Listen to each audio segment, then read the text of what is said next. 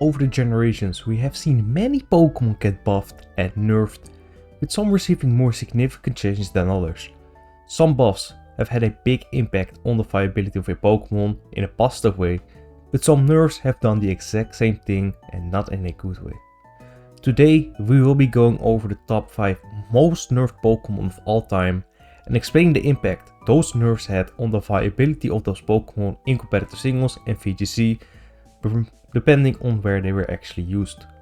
I will say that this was a tough list to make, as there are many heavily nerfed Pokémon, and if this video does well, I will make a follow-up with another 5 Pokémon, so leave a like and subscribe if you do enjoy this video and it's something you want to see.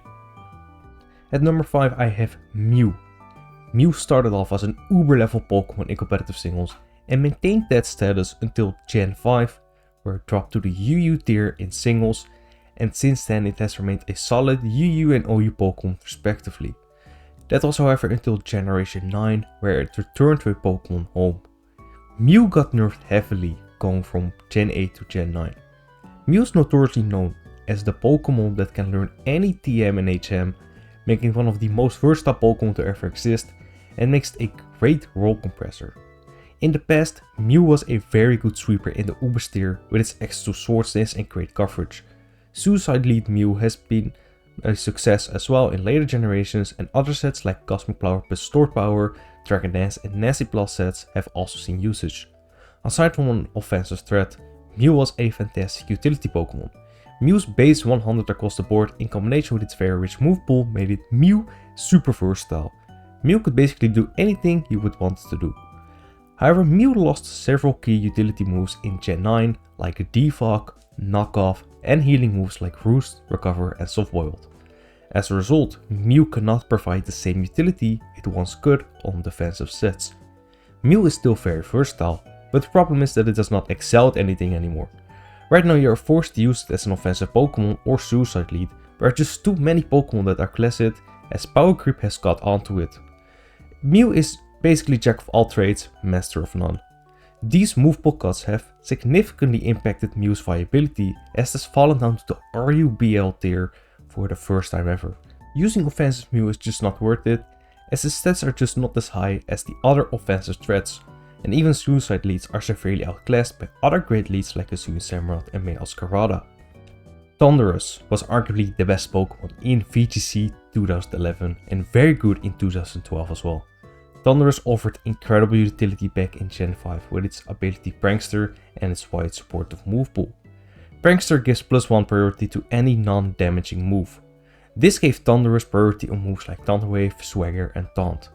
Now you had to deal with your Pokémon getting through a paralysis and also confusion, while not being able to stop Thundurus due to its priority Taunt as well. This was so annoying and unfun to play against. It basically turned Gen 5 into a roll the dice game. And over the generations, Game Freak made several nerfs to make sure Thundurus would never be able to pull this off again. First of all, in Gen 6, Thunder Wave got nerfed as it could no longer paralyze electric types. And in Gen 7 they also nerfed the accuracy of this move from 100% to 90%, and they nerfed the speed reduction paralysis gave from 75% to 50%. This is not all, because in Gen 7 they also made dark types immune to Prankster moves, so Thundurus couldn't spam its Prankster moves freely anymore.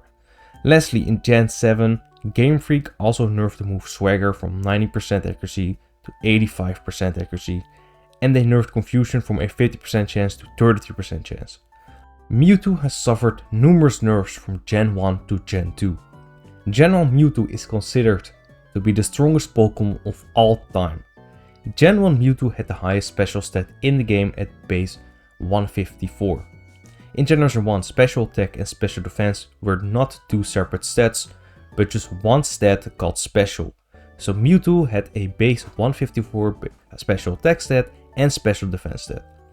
Mewtwo also had the third highest attack at 110 and the second highest speed stat at base 130. It should also be noted that in Gen 1, critical hits were based on a Pokémon's speed stat. The faster the Pokémon, the higher the crit chance. And for Mewtwo, this meant a whopping critical hit chance of 25.4%. Mewtwo is also a Psychic type, which is by far the strongest typing in Gen 1, as it basically has no weakness to exploit, and only one resist, this being Psychic itself, so it could fire off Step Psychic with ease.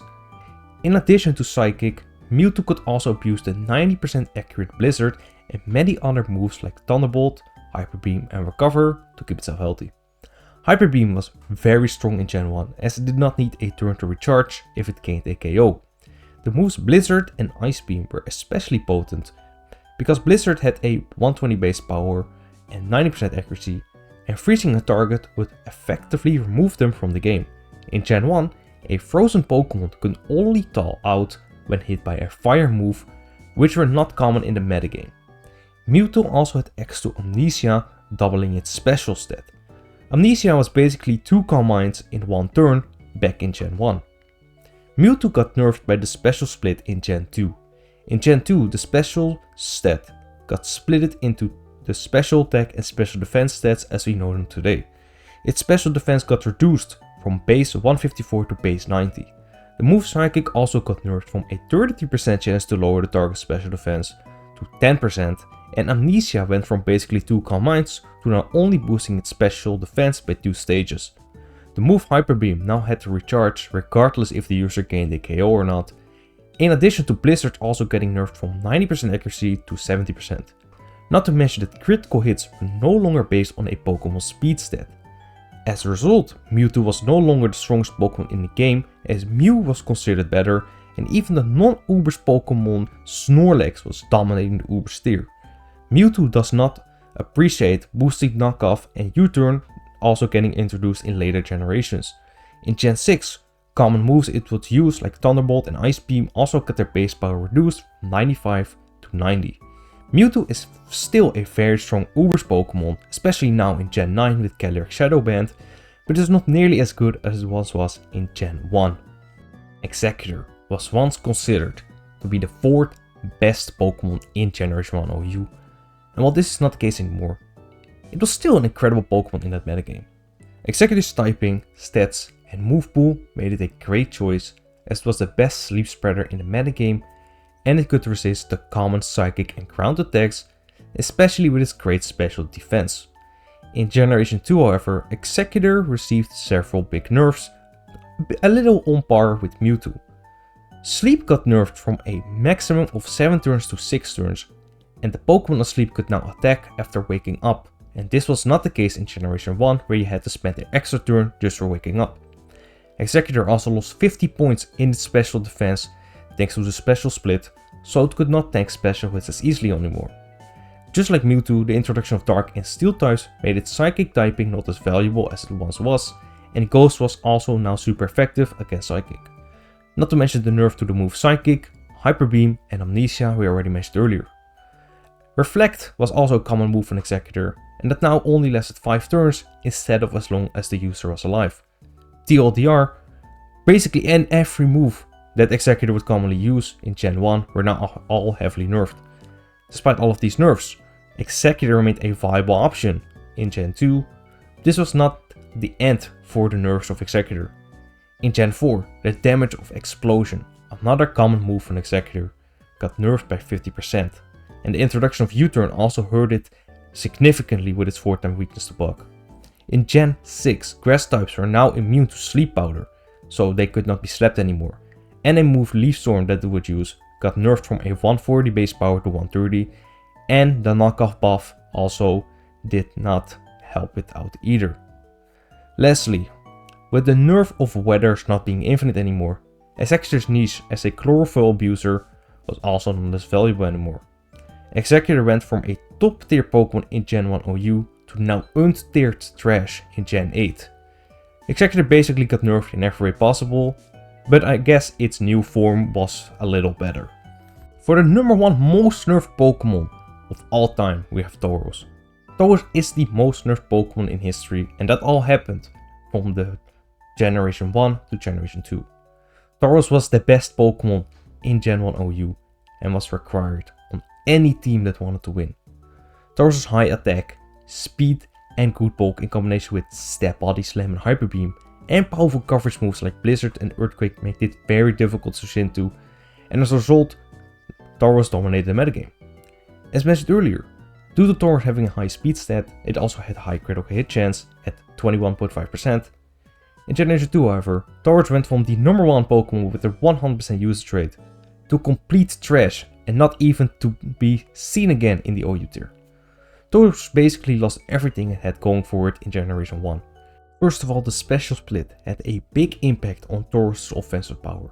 In Generation 1, Tauros had a respectable base special attack stat of 70, so it could make use of special moves for coverage. But in Generation 2 this was reduced to 40, rendering special moves useless on Tauros. The introduction of steel types also meant that there was more counterplay to Tauros spreading Body Slam or Return, especially Skarmory being very good. Hyper Beam was also nerfed, so Stab Hyper Beam was no longer a viable option on Tauros.